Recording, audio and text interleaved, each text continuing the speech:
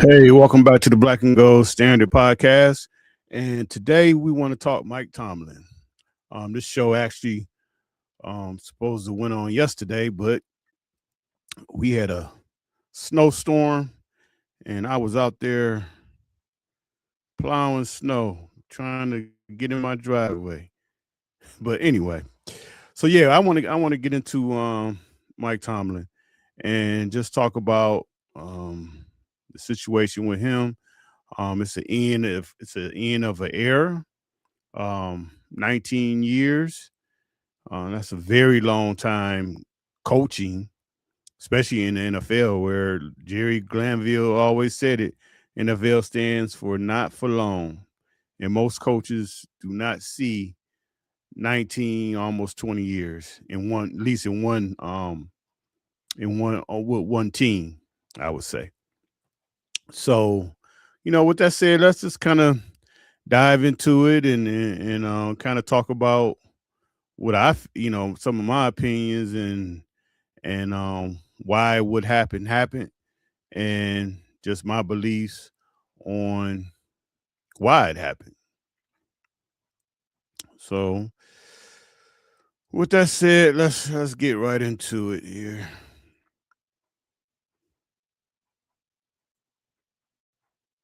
So I mean, Mike Tomlin is really a very coaching wise. He's still a young man, 53 years old from Hampton, Virginia, and I'm gonna get into that Virginia here in a second. But still pretty young.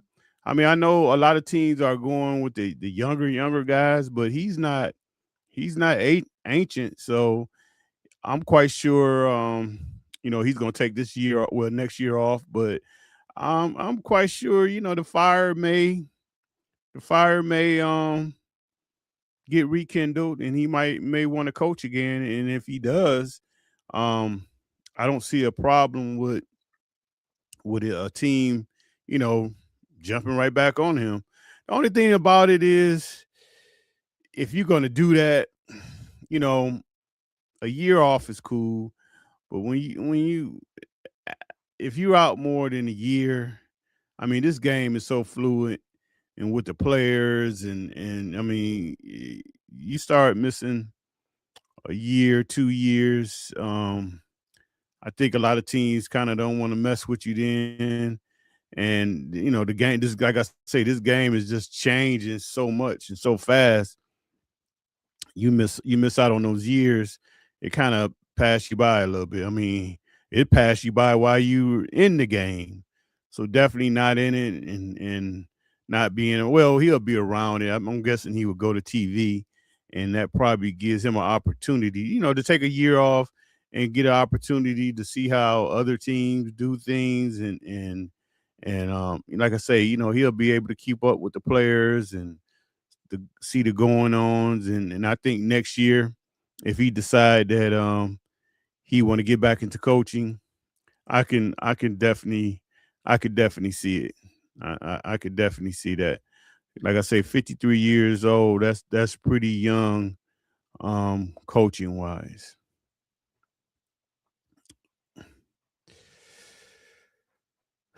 All right, so Tomlin, he was still his head coach for 19 years, from 2007 to 2025.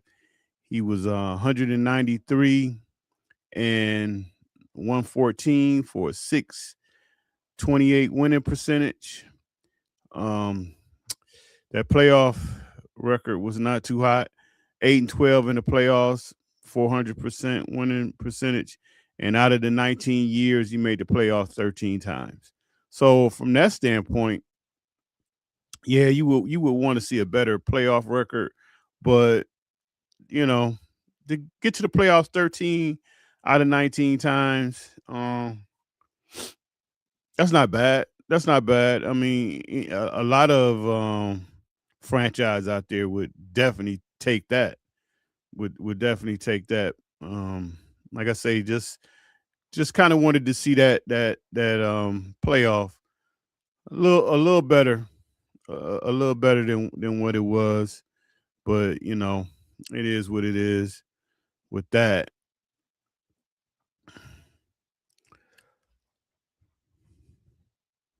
Um, Going into this next one, uh, so that 193 wins ties with Chuck Noll as the all-time winningest coach in Steelers history, and never had a losing season in 19 years. That's an amazing feat, especially with especially in this time, and how football is now, and with the free agency, and your team can be up one year and down the next year, to have that consistency of never having a losing season. I have to give him some credit for that. And also, and this is not a knock on the Steelers, because at the end of the day, you want to win. I mean, you don't want to be the Cleveland Browns and basically losing every year and all that crap. But I think the Steelers' philosophy may have a little flaw in it, just for the fact of like the year. And I get it when I listen to Art Rooney in his press conference, and he was basically saying, we want to win championships every year, in which I get that. I mean, with every year, every team in the NFL is saying we're going to make it to the Super Bowl. That should be your philosophy. That should be your mindset. But I think sometimes, not to I'm not going to sit here and say tank. Um, I don't really believe in tanking, but I also believe in resetting. And what I mean by resetting is, I think the Steelers had that opportunity the year Big Ben um, ripped his elbow up. All right, you got to know, more than likely you're not making it to the Super Bowl that year, especially with the quarterbacks you had. And what the Steelers did to show that they was not going to tank, or they gonna still try to make some out of the season, they make the trade for Fitzpatrick. So I think it's sometimes in situations like that, you got to just roll with it, take your lumps, and maybe say, hey, this is our opportunity to maybe reset, and you know not have that year that we're kind of pushing for the playoffs. That's my belief, because I think was what happened to the Steelers. They're mid, and being mid in the NFL is not a great thing, especially when you mid for 19 years. Well, I'm not gonna say the whole 19 years, but maybe for the last 10, 12 years you've been mid. And so what happens is, you're drafting you're drafting what, 18th, 21st, you down that far in the draft, and it gives you no shot. It gives you no shot of getting a quarterback. It just it doesn't. It gives you no shot of getting those top end players. And just like if you look at the Kansas City Chiefs, the year started off bad. I mean, Kansas City had some little issues on offense, so the year just started off bad. Then they started getting injuries, and even before Mahomes got hurt, it was a bad year.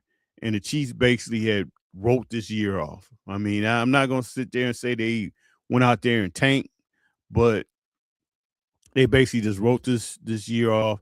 I think when Mahomes got hurt, I know it was late in the year. I think they maybe had a game left or 2 games left, and they wasn't even going to try to win those games. And look what it gave the Chiefs. It gave the Chiefs the 8th pick in the draft. That's still a good team over there. It's not like they're hurting. I mean, granted, I mean they may go, well, it's kind of hard to say. Before, you would say that they can go the whole half the year without Mahomes, but now he probably be back by the if not the first game, at least by week 4. So, but now they're going to get a top 8 pick, a top 10 pick. I think they got the 8th pick. And so they're going to get a great player to add to a team that's really not just totally washed up. So I just think sometimes when stuff happen, you got to take advantage of that, and you might have to kind of reset a little bit. And I think that's just one of the things that's just the Steelers, and that's just their belief. They haven't gave their franchise a chance to reset, and especially in this league now, the way it is now with free agency. I think now back in the day, maybe you could got away with that because people wasn't really people wasn't really your team was your team in the 70s, and when the Steelers was rolling, your team was your team. It wasn't free agency, so what you had is what you had. And now, so you could have that philosophy of, hey, we're gonna roll with what we got, and especially if you happen to have better talent than everybody else in the league had, it's gonna keep you on top. But now you could be one of the worst teams in the league, and next year you make the right moves and get the right draft picks, get the right free agents in, you can go right to the top. So I just think sometimes you gotta reset your franchise a little bit. What we got here? Dwayne Forte says trade move to Kansas City and swap first round picks. Mm, um, no, Kansas City ain't giving up that. They ain't giving up that. I want to say they got the 8th pick in the draft. I don't think they're gonna give up that for move. Um, but I mean, if they was willing to do it, I'd be all about it. But I don't know. I don't know, Dwayne. I don't think they would do that one. And like I say, Kansas City's the type team they not expecting to be drafting in the top 10 anytime soon. So they're gonna take advantage of having that high pick and get whatever what type player, impact player they can get with that pick. So going back to Coach Tomlin,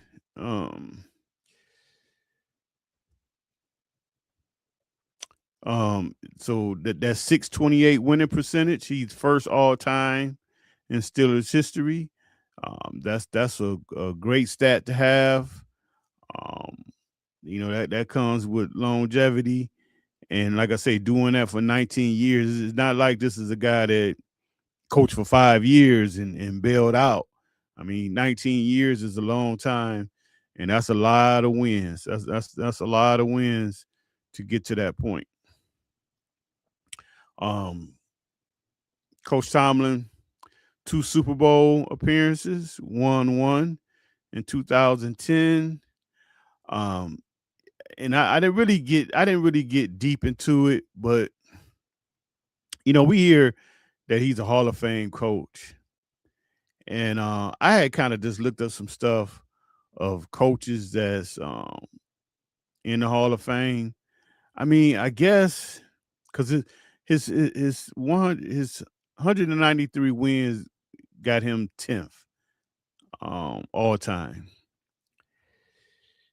He has 1 Super Bowl, 2 Super Bowl appearances, but the guys that Belichick is on top with, I don't know, 7 Super Bowls, 6 Super Bowls, whatever he had. Chuck Noll is second at 4. Then you got a slew of guys that's in the Hall of Fame with 2. Then you got Coach Tomlin is with 1. And then you look at the coaches that have 1 Super Bowl, it's a lot of guys. Brian Bellick. I mean, it's just a lot of guys that just were okay coaches. Now I will give Tomlin more. He had longer longevity than those guys, but I don't know. I don't know. I don't think it's it's I don't know. I mean, if he gets to the Hall of Fame, I don't think it's going to be a first ballot type situation, but I don't think it's so sure like everybody kind of think it is. But um, that's just my opinion on it. Because, like I say, you look at that list, it's it's a lot of coaches that a lot of people would say, well, that guy was so so, or this guy was that, and only had one Super Bowl. So, but you know, that's something to talk about when that time comes. Um, Coach Tomlin won the AFC North Division 8 times. He won it in 2007, 8, 2010, 2014, 2016, 2017, 2020, and then this year, 25. So, um, like I say, it was a good era. It was a good era of winning. Maybe the last 10 years or so wasn't so hot with the playoff mishaps, and it started kind of crumbling after that. Um, it's just one of those things, and I think Steeler Nation, we want to win. You know, like I say, you can never say you. I mean, everybody want to win the Super Bowl every year, but obviously you're not going to win it every year. But um, these last few years have been disappointing. I mean, there's no other way to put it. They've been disappointing, and I think people wouldn't have had a problem with if we got to the playoffs and won a game or won 2 games and was getting to the AFC Championship. Um, you know, Granted, people are never going to be satisfied because if you get to 8 AFC championships in a row and you lose all 8, people are going to say you can't win the big one, this, and that. But um, it's just one of those things that it was kind of disappointing at the end, and I think the Rooney's seen that. Think Mike Tomlin's seen that. I think the noise did start to get to him, and I think that night in Buffalo, or well, no, that night in Pittsburgh against Buffalo, the fire Mike Tomlin. Um, Now this is something I don't know if that was his house or not, but I had seen on I think it was on TikTok that somebody had made a video in front of his house, and I'm thinking it might have been his house because it was a Pittsburgh police car sitting right out front there. But so I just think it started he started feeling the heat. He started feeling the heat, I think, and people saying stuff, and it ain't probably that friendly when I'm quite sure Mike Tomlin wasn't doing it, but it ain't that friendly when you're moving around town and you stopping to get some gas, and people, instead of hearing here we go Steelers, they're saying other crap. um the wife going to the grocery store, getting funny looks, so I just think sometimes that can kind of wear on you, and it can definitely wear on your family. It could definitely wear on your family, and I think they were getting to that situation, and coach probably just went on and bailed out before it got any worse. But I mean, that's one way of thinking about stuff. Me personally, I think the Rooney's, because they showed it in that game when the game was going on Monday night, and they went to show Mr. Rooney in his box. He just had that look, and Omar had that look, and they had that look like, yeah, he's done. And me personally, I just think the Steelers a classy, um, just I mean they gonna handle stuff with class. Um, I think he was probably forced out a little bit.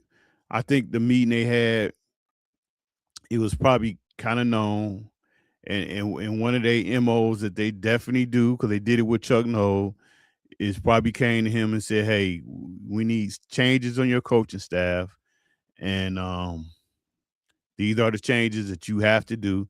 And most of the time, people don't want to be told that, and I just think it was a mutual pardon.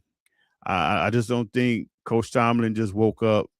Um, like you say, the game was over at almost midnight, so he probably got home about 2, 3 in the morning, and then came back and made that announcement by 8 o'clock, 9 o'clock, or whatever it was.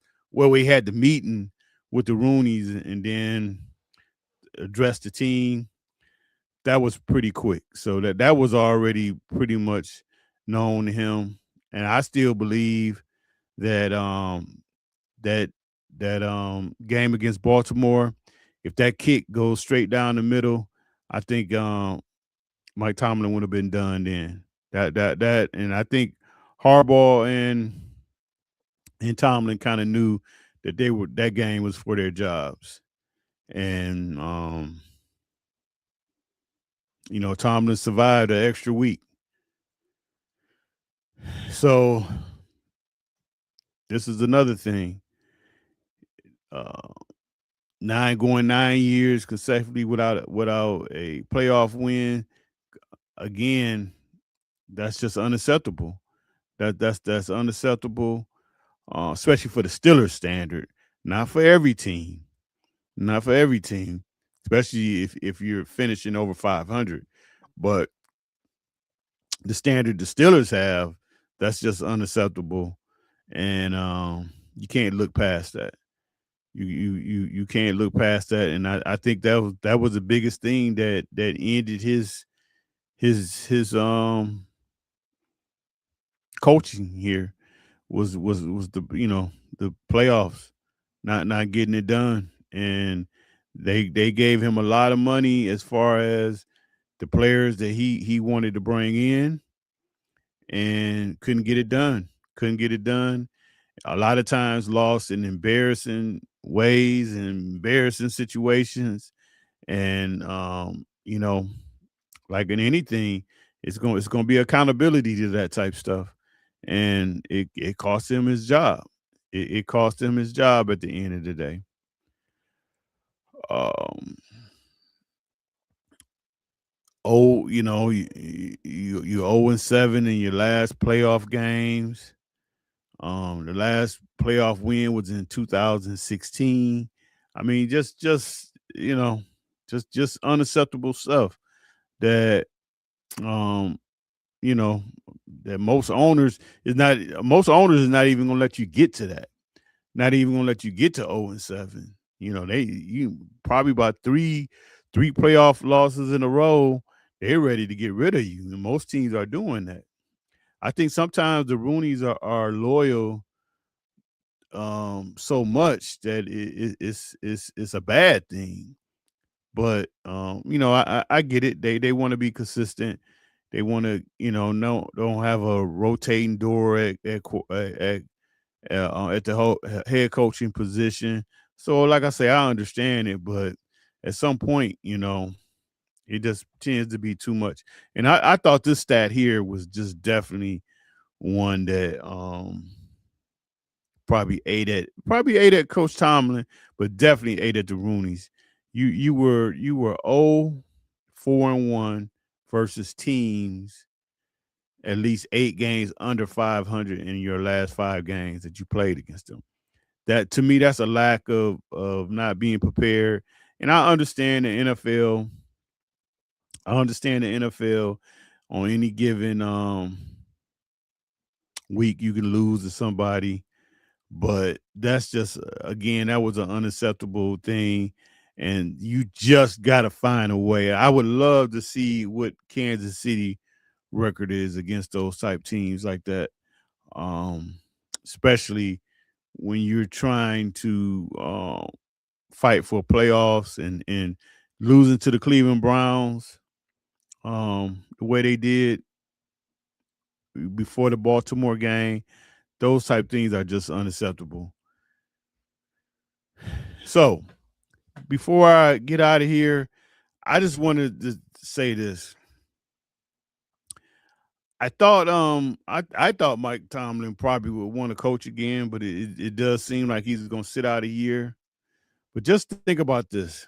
He's from Hampton, Virginia. Do you think um local boy kind of comes back home, you could say, in somewhat of a way, and waiting on that Washington Commanders job? I know they'll be moving into a new stadium here soon. And if Quinn has another bad year, he could be on the hot seat. He could be on the hot seat. And it might be an opening in Washington in another year or so. So I was just thinking about that. And like I said, if he do have any desire to come back and coach, that may be a good situation. Like I say, he basically come back and coaches his home team somewhat. Just throwing out something, but we'll see. So this is a exciting time for the Steelers. I got something coming up with some of the guys that they have already talked to as far as interviewing. Like I say, this is a fun time. Get a new coach in there, a new staff. It seems like they pretty much said that they're not bringing back the old staff. Um, so that's going to be a good thing, and we'll just see what direction that the Steelers go in, and start up this new era of the new coach. So until next time, you guys take care. Make sure you like, comment, and subscribe, and I will talk to you later. All right, bye bye.